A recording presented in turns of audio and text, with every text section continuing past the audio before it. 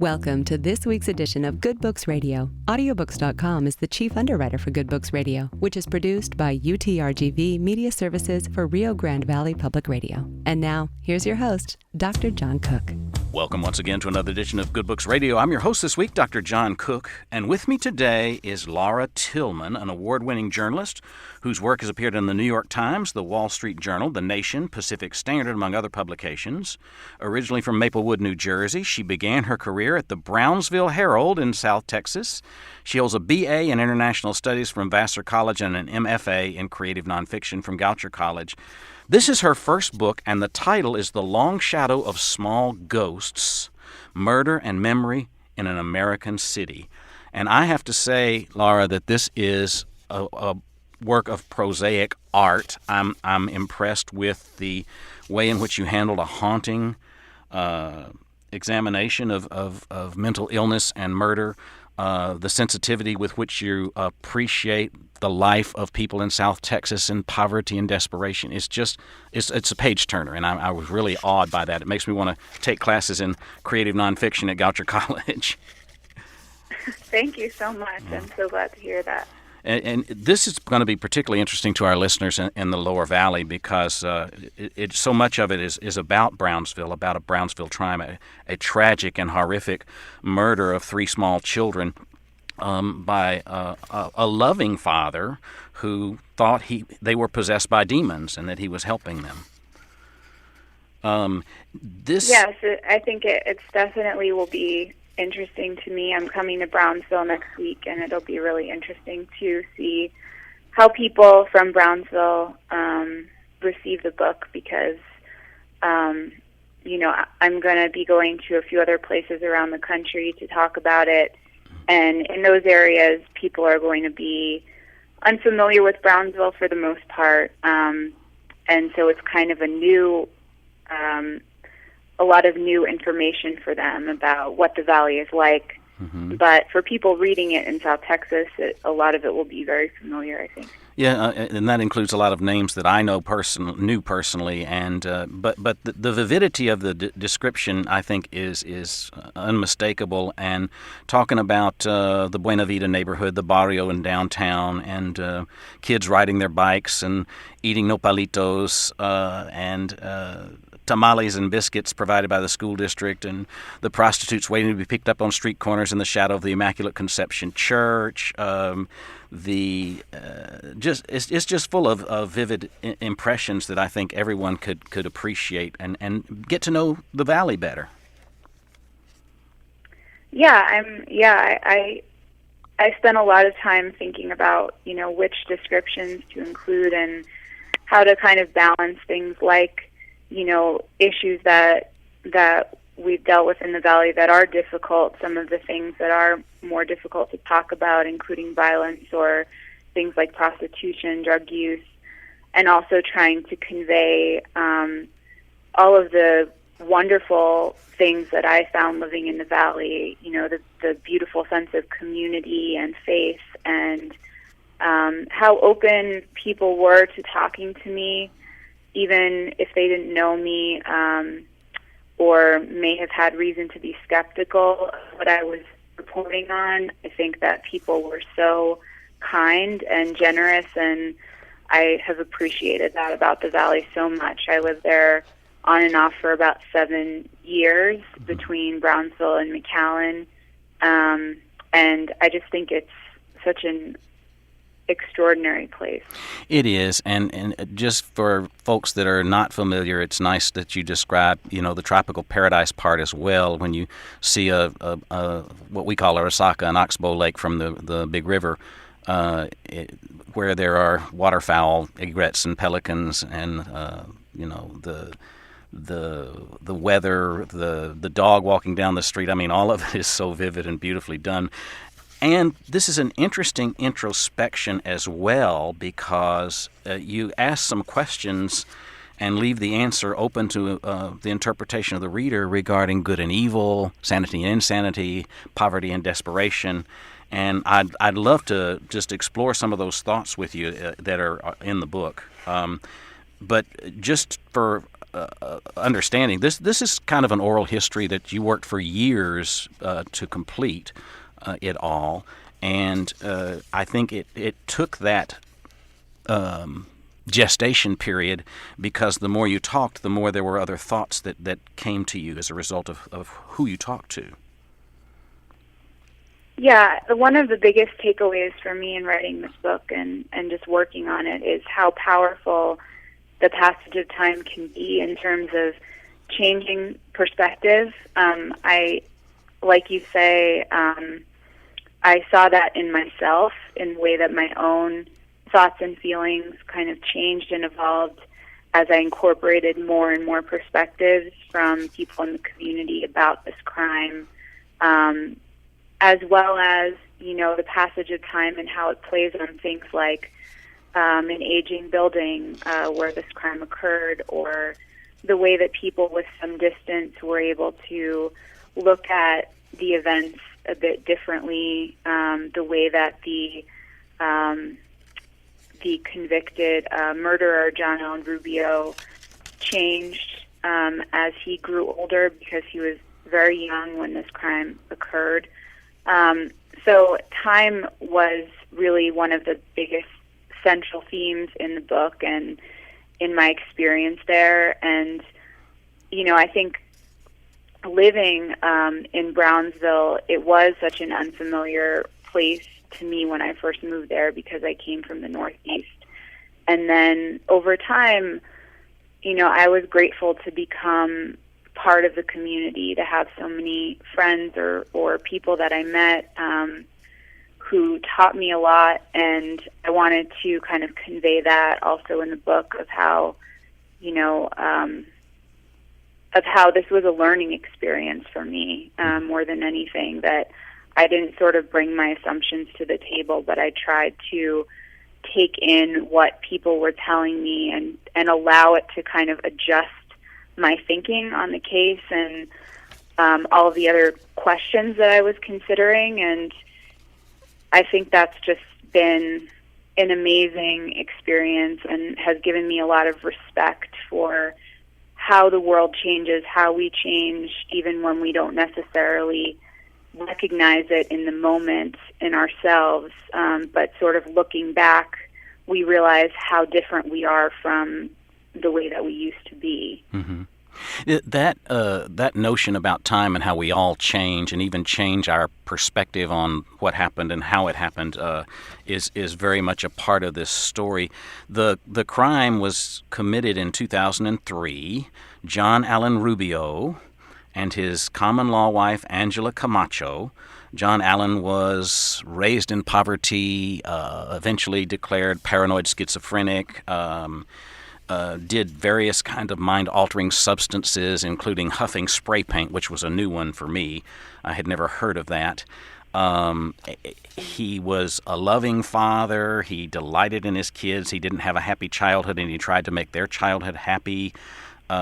So much of his self was conveyed to you through these letters you had, these correspondences, and you really didn't talk about the grisly crime in the early years. It was mostly about who he was and how his life had panned out. And then poor Angela, his wife, was apparently developmentally challenged intellectually and hooked on crack herself, and so they really led a life of desperation in this little building that we'll examine a little bit too, because we asked the question several times: can a building be evil? And I think that's a good question to look at.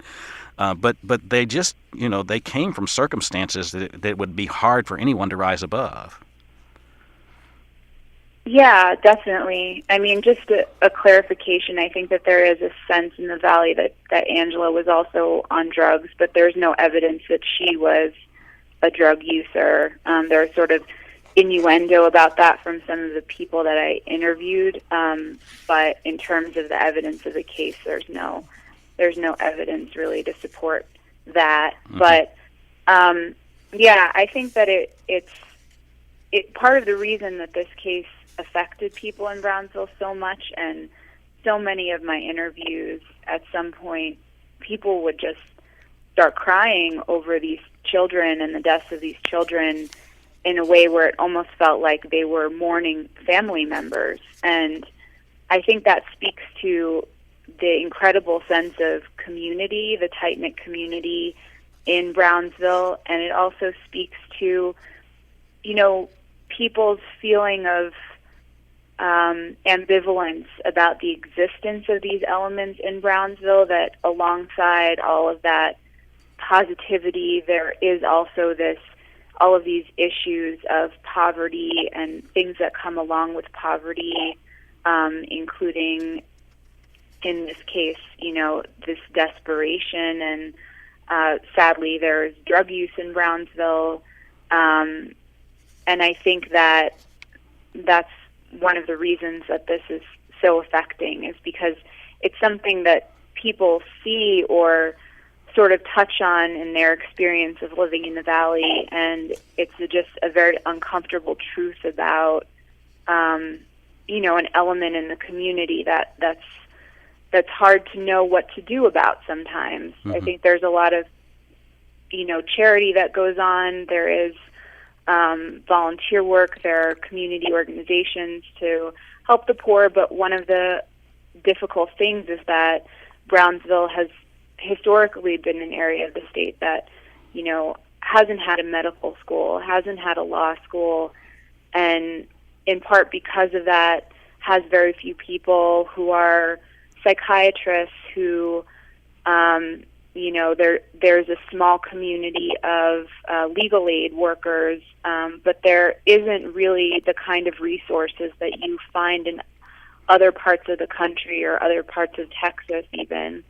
Mm-hmm. And so people get into these situations, and it's sort of, I don't think that you can sort of draw a clear line between the lack of resources. I only say that because this family did benefit from certain resources that are available. They benefited from, for example, food stamps or Good Neighbor, the Good Neighbor Settlement House, or mm-hmm. even Child Protective Services at one point intervened, gave them parenting classes.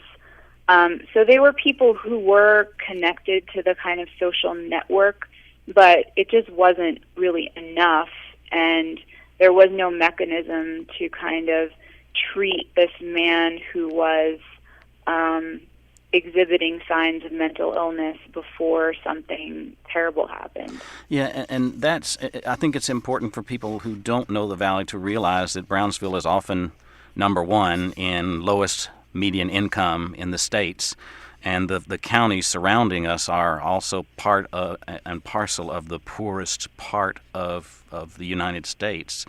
And so the lack of resources was important, and it's especially sad. I know John Allen Rubio was a strikingly handsome young man, and his mother encouraged him when he didn't have any money to sell his body, which he did from time to time.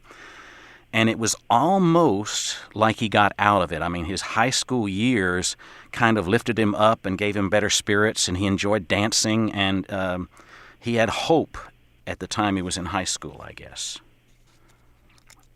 Yeah, I spoke to one of his swim coach at Porter High School, who described John as you say, a good-looking young man who was always on time for practice, was someone who took initiative, was not someone who he was really concerned about as a student. And I think that high school was probably the environment where he had the most resources available to him. He had people monitoring his progress in school because he had been in special education classes, and so there were teachers who were kind of keeping track of him. There was a woman who oversaw his progress, who he sometimes called Mom. He really was doing his best, from what I could tell, when he had that space of high school where, and the coach described to me that for a lot of kids, participating in something like swimming after school or basketball or some extracurricular activities is a way for them to avoid some of the negative influences that they might get into if they had lots of free time, mm-hmm. Which is, I think, the case everywhere, in the country. Teenage hood is kind of a precipitous time of life, and so if you have things like a team and a coach and somewhere to be after school, that's a huge help. But as high school ended, he started a relationship with a much older woman. He got more involved in doing drugs, and he kind of started slipping. Mm-hmm. And then once he graduated, there really was nothing for him to kind of monitor him or keep track of how he was doing, and he fell further and further into drug use. And, in terms of whether he has paranoid schizophrenia, I think that, he has been diagnosed to have that, and that is an illness that typically presents itself around that age, around, the time someone turns 20 years old. So it would make a lot of sense in terms of the kind of shift in his behavior mm-hmm. at that time of life. And drugs definitely don't help anything. And with the amount of spray that he was using, I spoke to a psychiatrist who told me that can end up sort of mimicking the effects of a mental illness on the brain, because it actually has these kinds of long-term effects on the mind. This is a mixture of tragedy and hope in high school when he got hooked up with that older woman who referred to him as a retard and disparaging remarks. And he did have a learning disability, but when he was in the ROTC as well as the swim team, and you found out later when he was imprisoned after the crime that he thought maybe the Army was going to be his way out. It might give him the discipline and structure he needed and opportunity, but he couldn't pass the test, right? Yeah, and I've spoken to people, who are in the armed forces who have conveyed to me that written test is not particularly difficult to pass. I think that, John had problems with attention, and so that he described as the difficult aspect of taking the test was sort of sitting still and paying attention. But that to me is also a very tragic kind of wrinkle of the story, is that he had a kind of idea of doing something that would have been very regimented, and who knows how he would have done in the military. I don't know if he would have lasted, if his mental issues still would have presented themselves, or whether he'd been able to deal with the kind of discipline that's required. But it does seem like this sort of window of hope in terms of giving him that structure, that kind of career that would have, enabled him to move away from the drug use and maybe have people watching him so that they could have diagnosed some of his symptoms before something happened. On the other hand, you never know. I mean, you never know what happens also when someone's in the military and they're given a weapon and they do have a mental illness. So it's kind of a what if situation with that. Yeah. The notion of whether or not he was mentally ill or just desperate and affected by drugs is explored by you off and on throughout this. And the question of whether the demons were real or not is also one that would do a little exploring of. Where do you wind up after all this, talking to folks about this on those issues?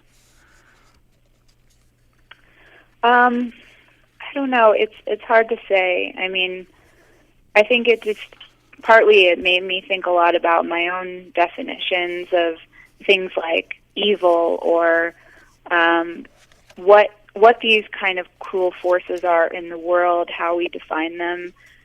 I don't think that there's anything lesser necessarily about defining something like this as a demon or as a sort of work of an evil force, if that's kind of your belief system and that's how you look at the world. But at the same time, I think it's kind of difficult then to deal with the fallout of a crime like this if it's attributed to forces like that, because there are a lot of issues that went into this crime that need to be dealt with. And I think that there are potentially things that we could take away from it in terms of caring for children in the community and trying to monitor mental illness differently, that if you think of it as the work of a demon or a devil, then it makes it seem like people have no role in remedying these things themselves, that demons and devils will sort of act as they choose to.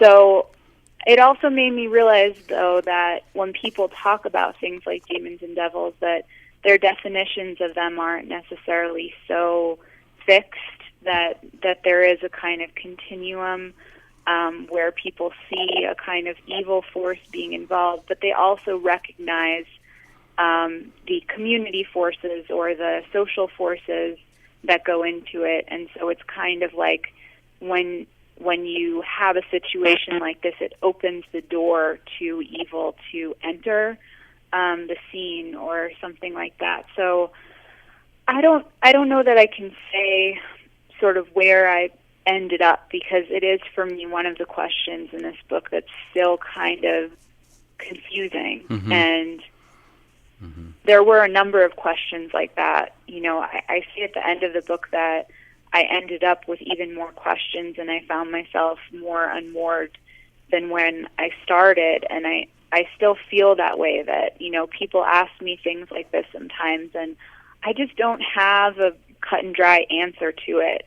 And I think that just goes back to the fact that, you know, we live in a very complicated world, and our ideas about our place in that world are shifting, and they're not fixed. And so it may be a question that continues to kind of evolve for me, as I don't think I'll ever really stop thinking about this case. You know, it's something that is going to follow me, and this is one of the questions that's going to continue to kind of follow me. Yeah, I think for me, the fact that these questions are left open is what makes this book so thought-provoking, because we explore our own belief systems inside of what you found over the years, talking to people and how they reacted. I remember that there's a very vivid description of just how visceral your reaction was when you finally saw the crime scene photos and how horrific that was for you.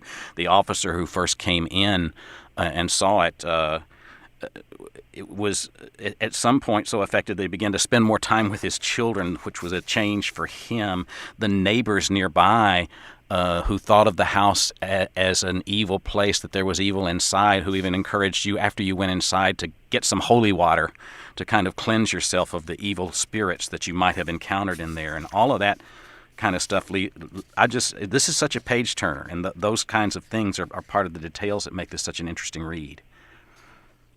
Thank you. Yeah, I'm glad you feel that way, and leaving those questions open was intentional. And it's also partly because for some of the questions, I don't, like I'm saying now, I don't have a very satisfying answer necessarily to all of them, but I think that you know, ultimately what I found when I looked into this case was that it affected me on such a deep level, because it forced me to deal with these questions in ways that I never would have otherwise.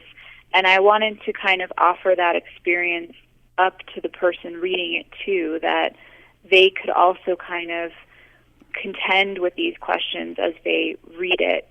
So that was I'm very glad that that's what you got out of it as well. A couple of interesting things about blame and responsibility. One is that Angela, who helped him with the murders and allegedly, in one testimony, held the legs of the children while he was finishing the job, got into his delusion with him. Like, that's something that can sometimes happen with a dominant schizophrenic and a second party who's mentally challenged might actually buy into the other person's illusion.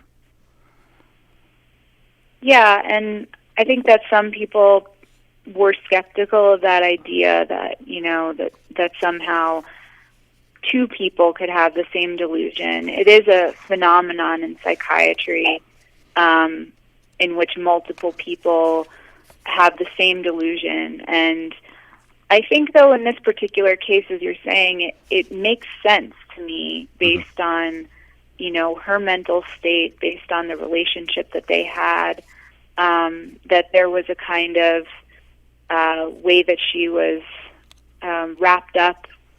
Not necessarily that she believed or saw the exact same things that he saw, but that he was so,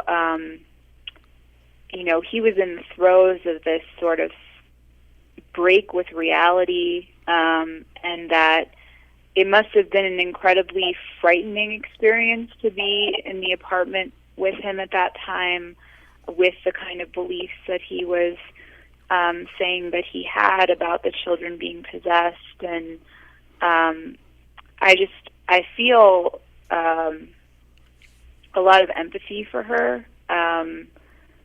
And unfortunately, she never responded to my request to be interviewed, and there wasn't a kind of extensive trial for her because she accepted a plea deal. So there's less information that I have about her life, and but I do come away with just a feeling of a lot of sadness for her. One last topic I want to make sure we cover, and that is the differing views of the defense attorney and Villalobos, which his is kind of ironic. But starting with the defense attorney, who basically believed, I don't remember which one, because he had two trials at least. He said that the difference in people in prison and people not in prison is virtually non-existent. Just happens that certain events in their lives put them where they are. Right. And that, yeah, I found that really, really interesting. Go ahead. Sorry. That's befuddling to me. But for the grace of God go I is kind of his philosophy about it all, and he stuck to that. I mean, he was convinced of that. And another one believed in preordination. In other words, the acts were going to happen no matter what anybody did for him. Right. Yeah. Both of those are Ed Stapleton, who I interviewed early on when I was working on this, and just had this extremely compassionate view that was so striking to me in the face of a lot of the other conversations that I had had. And I think that this idea that people in jail and people not in jail are kind of just as good as one another is both a very comforting idea in terms of our ability to feel compassion for others, and it's also kind of a frightening idea because it puts us all on this kind of equal plane where any circumstance could sort of push us to that other side without it really having anything to do with our character. So it's a really fascinating perspective. And then what was even more interesting to me was the way that when I interviewed the former DA Armando Villalobos, he kind of expressed the opposite perspective, which I guess in a courtroom is probably a pretty common phenomenon, that the defense and prosecution have sort of opposite perspectives on how we look at criminals, how we treat criminal cases. But it was just really interesting to kind of put those side by side and try to figure out where is the middle ground, and which of these perspectives is more convincing. And I just want to say I'm somewhat ashamed at how amused I was that his philosophy was you make your own bed and then you have to lie in it, and then he wound up in prison for his crimes of corruption. We're unfortunately out of time. We've been talking with Laura Tillman. The book is The Long Shadow of Small Ghosts, Murder and Memory in an American City, and it is a page-turner. I'm your host, Dr. John Cook. I remind you, if you don't hear our program in its 4 weekly broadcasts, you can also catch us on YouTube at Good Books Radio, Strong and Cook. That's our channel. Thanks for listening.